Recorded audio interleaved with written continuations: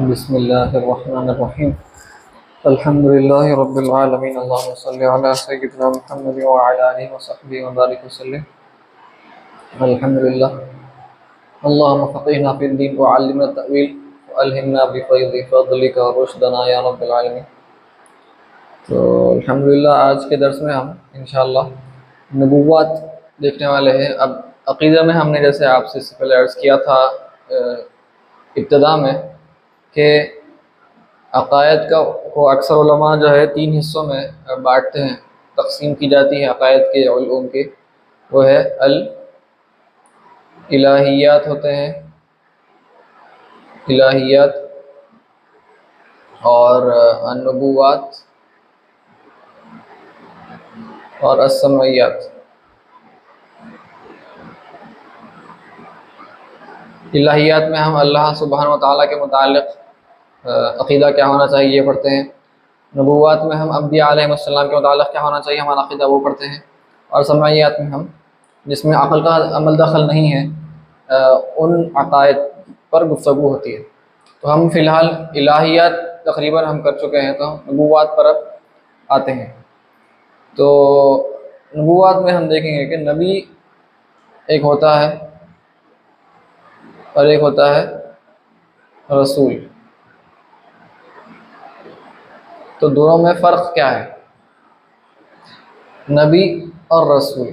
तो उलमा फरमाते हैं कि नबी को पर वही नाजिल होती है, वही नाजिल होती है। रसूल पर भी वही नाजिल होती है, लेकिन दोनों में फ़र्क यह है कि नबी पर वही नाजिल होती है और उसको उसकी, अब कुछ उलमा फरमाते हैं कि उसको उसकी शरीयत भी दी जाती है, उसकी ख़ुद की शरीयत अमल करने के लिए। तो वो ख़ुद अमल पैरा होता है, लेकिन उस शरीयत की तबलीग जो है ना, ज़रूरी नहीं है कि वो उसको तबलीग करना है। हो सकता है कोई इससे पहले जो नबी आए थे, यानी जो रसूल, कोई रसूल आए थे, वो रसूल की शरीयत की तबलीग करना है। तो यहाँ पर जो है तबलीग यहाँ पर हो भी सकती है, नहीं भी हो सकती है। यहाँ पर जो है रसूल को शरीयत दी जाती है जिस पर वो भी अमल करता है, और साथ में उसको उसका तबलीग का हुक्म भी दिया जाता है कि तबलीग करना ही करना है। यहाँ पर तबलीग का हुक्म हो भी सकता है, नहीं भी हो सकता ख़ुद की शरीयत का। लेकिन अगर ख़ुद की शरीयत की तबलीग नहीं करना हो तो फिर कोई पुराने रसूल की शरीयत की तबलीग करने का ज़िम्मा इनको दिया जाता है।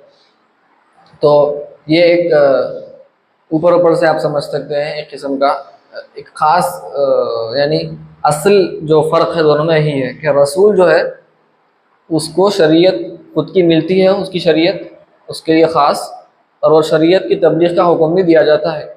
नबी के लिए क्या है, शरीयत उसको मिलती है, लेकिन ज़रूरी नहीं है कि वो तबलीग भी करना उसी की शरीयत की हो, बल्कि हो सकता है कभी ऐसा भी हो सकता है कि नबी को कोई पिछले रसूल की शरीयत की तबलीग का हुक्म भी दिया जा सकता है, लेकिन वो खुद के लिए जो शरीयत है वो खुद पर उस पर अमल पैरा होगा, ऐसा उलमा फरमाते हैं। इसमें अब और दीगर तारीफ़ात भी दिए जाते हैं उलमा की तरफ से।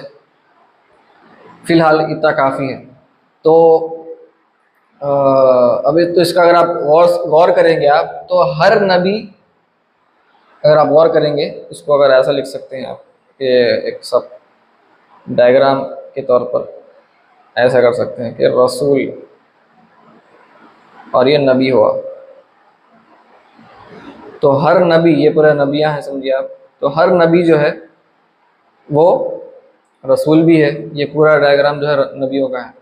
हर नबी जो है वो रसूल है, क्योंकि वो तबलीग का हुक्म दिया जा रहा। और लेकिन हर रसूल जो है वो नबी नहीं है, क्योंकि रसूल बहुत कम है जिसको खुद शरीयत भी है और उसे तबलीग का हुक्म दिया जा रहा। यहाँ पर तबलीग का हुक्म दिया जा सकता है, नहीं भी दिया जा सकता, ठीक है। तो लेकिन वही तो नाजिल हो रही है उन पर, लिहाजा वो नबी है, तो रसूल पर भी नबी नाजिल हो रही। लेकिन तबलीग जो है यहाँ पर हो भी सकती, नहीं भी हो सकती, ज़रूरी नहीं है कि वो खुद की शरीयत की तबलीग हो। यहाँ पर लेकिन शरीयत की तबलीग करना ज़रूरी है जो उन पर नाजिल की गई। तो हर नबी जो है वो रसूल नहीं है, लेकिन हर रसूल नबी है। तो ये एक ख़ास फ़र्क हो गया। और अम्बिया अलैहिमुस्सलाम जितने भी हैं हम उन पर ईमान लाते। बहादीस में अलग अलग कुछ तादाद आई है कि 1,24,000 जो भी हो, वो एक मुतय्यन नंबर नहीं है, रकम नहीं है, वो अदद ऊपर नीचे हो सकती है। हमारा काम है कि हम सब पर इजमालन इन इन जनरल हम सब पर ईमान ला लिए। तो हम बोले हर जो भी नबी आया अल्लाह ने भेजा हम उस पर ईमान ला लिए, ये हमारा काम है, ये कर दिए तो काफ़ी है, ये ईमान ला लिए तो काफ़ी है। अब फ़र्दन क्या ज़रूरी है, तफसील से क्या ईमान लाना ज़रूरी है, ये सवाल आ सकता है डिटेल में। तो देखिए कुछ अम्बिया के नाम जिक्र किए गए हैं कुरान शरीफ में। तो कुरान पाक में जो नाम जिक्र किए गए हैं उन पर फ़र्दन यानी उनके नाम के साथ ईमान लाना ज़रूरी है। तो जैसे मिसाल के तौर पर हज़रत इब्राहीम अलैहिस्सलाम का नाम आया है, हज़रत लूत अलैहिस्सलाम का नाम आया, हज़रत हूद अलैहिस्सलाम का नाम आया, जो अलग अलग अम्बिया के और बहुत से नाम हैं, ये आप कुरान में हमको मिलते हैं। तो तमाम के नाम याद करना यहाँ पर मकसूद नहीं है, बल्कि अगर कोई बताए कि देखो कुरान में ये नबी है, तो आप जब नाम पढ़ेंगे, अच्छा मालूम हो गया जी ये नबी है, मैं इन पर ईमान ला लिया, ठीक है। आपको नाम याद करना ज़रूरी नहीं है, लेकिन जब कोई बताए कुरान से कि भाई यहाँ पर ये नबी का नाम है तो जिक्र किया गया है, लिहाजा कोई कहे कि वैसे कि इन पर ईमान लाना है, तो जी बिल्कुल मैं ईमान ला लिया, तो बस काफ़ी है, ये हो गया। अब देखिए अम्बिया के सिफ़ात क्या होते हैं, अम्बिया अलैहिमुस्सलाम के सिफ़ात क्या होते हैं, ये भी ज़रूरी है जानना हमारे लिए। तो देखिए ऐसा अल्लाह ताला के लिए भी हम सिफ़ात मानी पढ़े थे और सिफ़ात सल्बिया पढ़े थे, ठीक वैसे ही अम्बिया के भी सिफ़ात होते हैं। क्या सिफ़ात हैं? तो अम्बिया अलैहिमुस्सलाम के 4 सिफ़ात हैं जो उनके लिए वाजिब है, वाजिब सिफ़ात है अम्बिया के, वो है 4। कौन से हैं? एक है सिद्क़, और एक है अमानत, एक है फ़तानत, और एक है तबलीग। ये वाजिब सिफ़ात है कि ज़रूरी है कि हमको ईमान लाना है कि हर नबी में ये चारों सिफ़ात मौजूद होते हैं। अगर कोई इनकार करे कि नबी में हो सकता है कोई एक सिफ़त ना पाई जाए, तो फिर वो काफिर हो सकता है, ठीक है। ज़रूरी है ये सिफ़ात को मानना अम्बिया के लिए। जैसे कि सिद्क़ सच्चाई का मतलब क्या है कि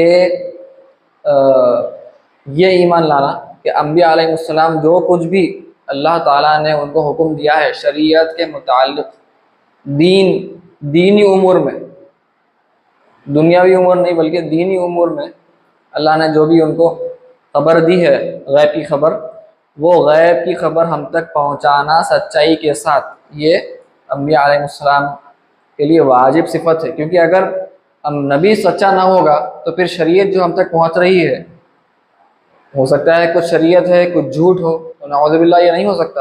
अल्लाह ने फरमाया है कि उसके अम्बिया को फॉलो करना है। कुरान में अल्लाह ताला फरमाता है कि अम्बिया अलैहिस्सलाम की इत्तिबा करो, ठीक है।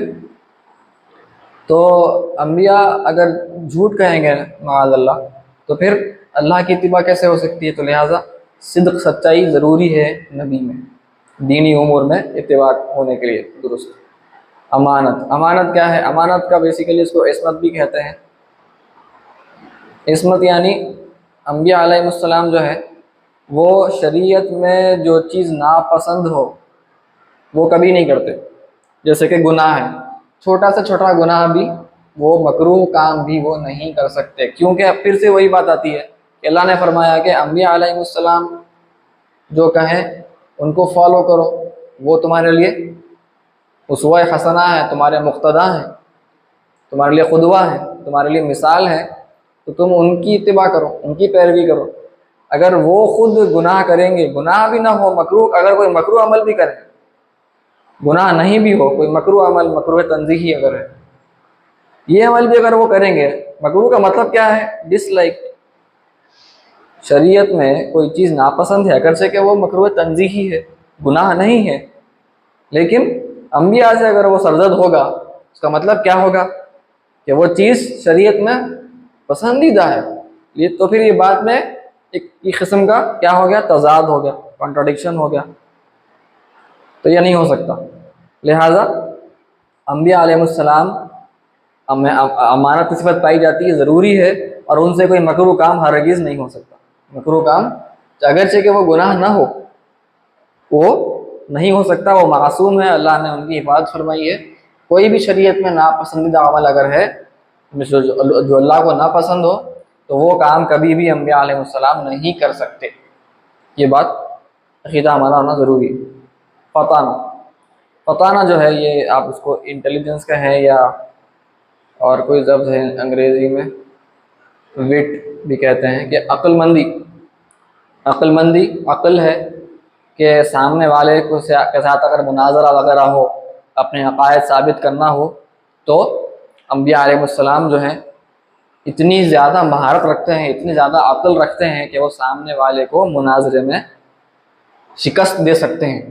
अल्लाह ने उनको इतनी अक्ल दी है। ऐसा नहीं है कि कोई आएगा और अंबिया अलैहिस्सलाम से अगर वो कोई डिस्कशन हो, कोई मुबाहसा, बहस मुबाहसा हो जाए, मुनाजरा हो जाए, और अंबिया अलैहिस्सलाम इतने कमज़ोर नहीं हो सकते कि वो किसी से हार जाएं। और इसकी मिसाल आपको ख़ास तौर पर ये हज़रत इब्राहीम अलैहिस्सलाम की मिलती है। नमरूद के साथ जो वाक़या पेश, और भी वाक़यात हैं वैसे, नमरूद का ख़ास वाक़या है कि नमरूद ने कहा कि देखो, मैं भी, तुम्हारा अल्लाह हयात देता है तो फिर मैं भी हयात देता हूँ, तुम्हारा खुदा मौत देता है, मैं भी मौत देता हूँ, उसने कहा। तो इब्राहीम अलैहिस्सलाम ने क्या फरमाया? आपने फिर डिस्कशन को चेंज कर दिया और आपने फिर अपनी आर्ग्यूमेंट सामने रखी कि भाई अल्लाह ताला मशरिक़ से सूरज को तुलू फरमाता है, तुम सूरज को, अगर तुम खुदा हो तो फिर तुम सूरज को मगरिब से तुलू करवा कर दिखाओ। तो इब्राहीम अलैहिस्सलाम ने वहाँ पर मुनाजरा फरमाया, और फिर कुरान में है, अल्लाह फरमाता है सुब्हान ताला के फ़बहुत लज़ी कफ़र, कि जो काफिर था नमरूद, उसका मुंह बंद हो गया, उसकी बोलती बंद हो गई। किसकी वजह से? हज़रत सैयदना इब्राहीम अलैहिस्सलाम की वजह से।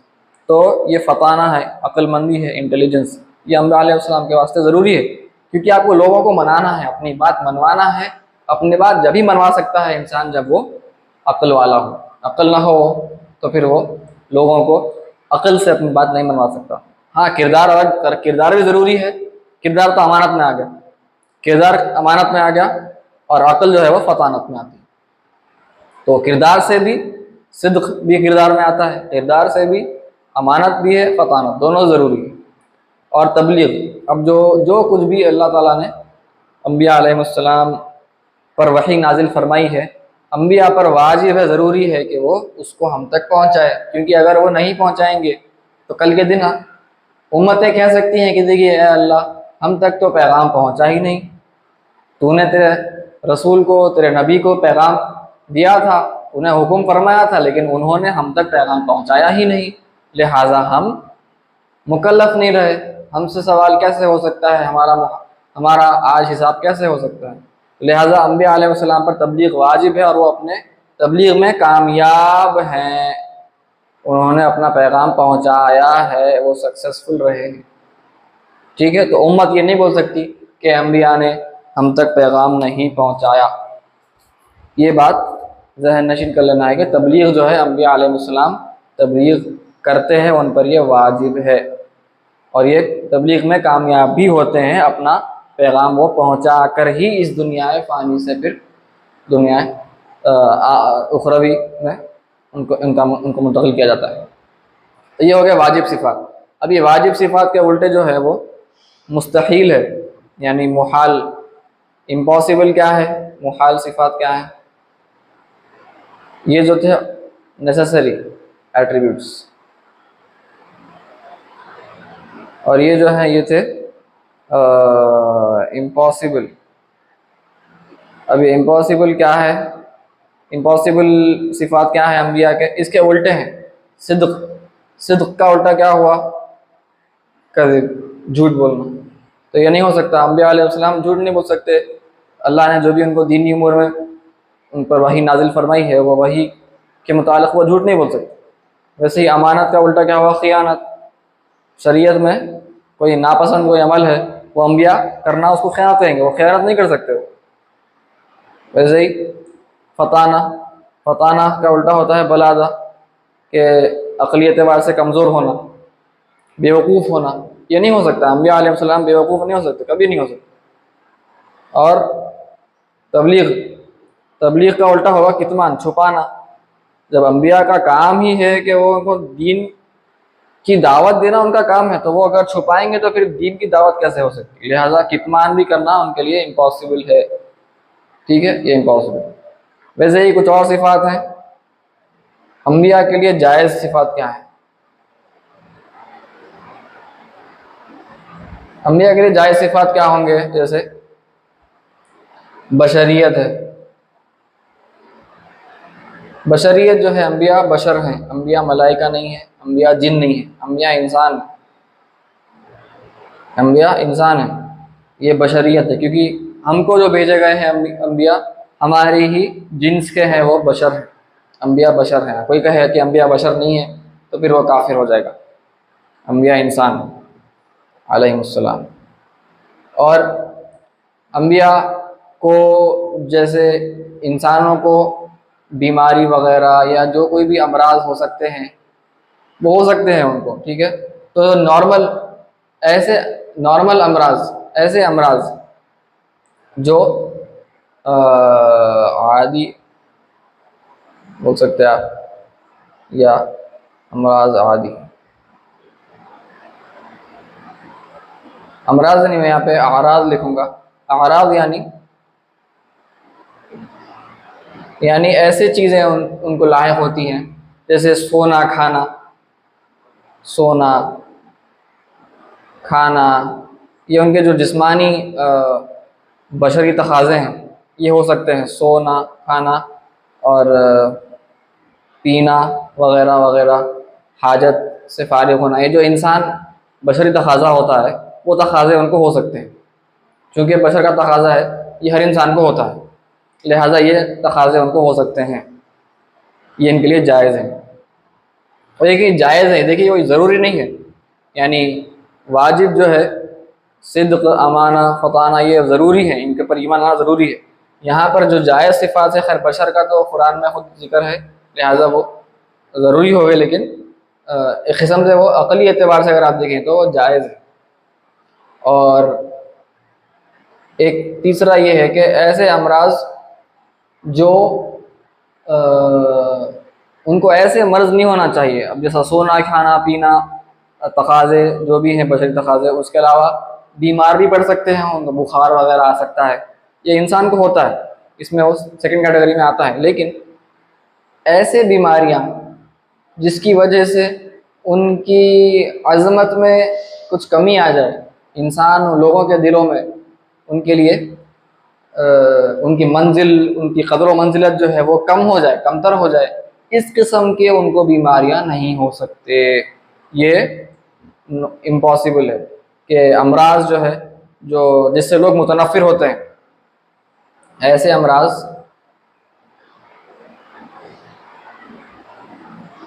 जिससे लोग मुतनफ़िर ना हो, ये हो सकता है उनको। लेकिन ऐसे अमराज जिससे लोग मुतनफ़िर हो जाएं, लोग उनसे दूर भाग जाएं, ये नहीं हो सकता। जायज़ क्या है? जिससे मुतनफ़िर ना हो लोग, नॉर्मल अमराज, आदतन जो होते हैं वो ऐसे अमराज हो सकते हैं, लेकिन जिससे लोग मुतनफ़िर हो जाएं, लोग यानी रिपेल हो जाएं, रिपेल बोलना या डिस्गस्टिंग फीलिंग जो आती है, ये इस किस्म के अमराज नहीं हो सकते। जैसे लेप्रोसी हो गई, या ब्लाइंडनेस, नाबीना, बीना ही चले जाना, इस किस्म के अमराज नहीं हो सकते। या कीड़े कीड़े निकलना, वर्म्स, तो इस किस्म के अमराज नहीं हो सकते। हज़रत याकूब अलैहिस्सलाम का जिक्र है कुरान में, उलमा फरमाते हैं कि वो जो आपको जो मसला पेश आया था बिनाई का, वो टेम्पररी मसला था, वो एक्चुअली ब्लाइंडनेस नहीं थी बल्कि वो क्लाउडिंग ऑफ द आई है बोलते हैं, वो क्लाउडिंग की, और टेम्पररी थी, वो आरिज़ी थी, कुछ देर के वास्ते थी, कुछ दिन के वास्ते, फिर ख़त्म हो गया, तो वो ब्लाइंडनेस नहीं थी। और हज़रत अय्यूब अलैहिस्सलाम के बारे में आता है रिवायतों में, मुफस्सिरीन और इसराइलियात से कुछ मनक़ूल है कि आपकी बीमारी इतनी ज़्यादा शदीद हो गई थी जिसकी वजह से कीड़े वगैरह जिस्म से निकलना शुरू हो गए थे। ये जो है ये बहुत गलत बात है। उलमा अक़ीदा इसका रद्द फरमाए हैं। वो कहते हैं कि अगर हज़रत अय्यूब अलैहिस्सलाम की जिस्म से कीड़े वगैरह निकलना शुरू होते तो फिर लोगों के दिलों में उस नबी की ताज़ीम ख़त्म हो जाती, और ऐसा नहीं हो सकता, क्योंकि एक रोब और दबदबा, एक हैबत ज़रूरी है।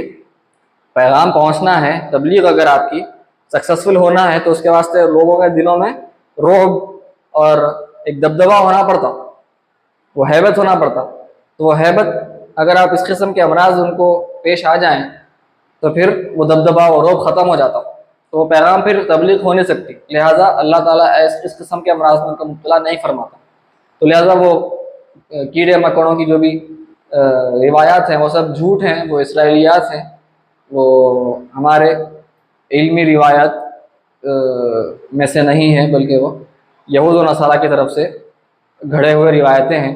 हज़रत अय्यूब अलैहिस्सलाम को अगर कुछ कीड़े वगैरह की अगर बीमारी हुई भी थी तो वो अंदरूनी तौर पर थी, जिससे कीड़े बाहर बज़ाहिर महसूस नहीं होते थे, क्योंकि अगर उस किस्म की बीमारी हो तो कोई करीब भी ना आता, कोई भी करीब नहीं आता इंसान के। तो अब नबी हैं तो नबी के करीब नहीं आ सकते कोई भी, ताज़ीम कम हो जाती, मर्तबा दिल में कम हो जाता, और तबलीग पे असर पड़ता, और तबलीग भी नहीं हो सकती। तो लिहाजा अक़ीदा पढ़ने से मालूम हुआ है कि तफसीर में अगर इस किस्म के आप जब भी पढ़ेंगे वाक़यात तो आपको समझ में आ जाएगा, नहीं नहीं ये जो वाक़या होगा कीड़ों वाला, ये वाक़या जो है बिल्कुल घड़ा हुआ है, फैब्रिकेटेड है, ठीक है, ये झूठ है, कज़िब।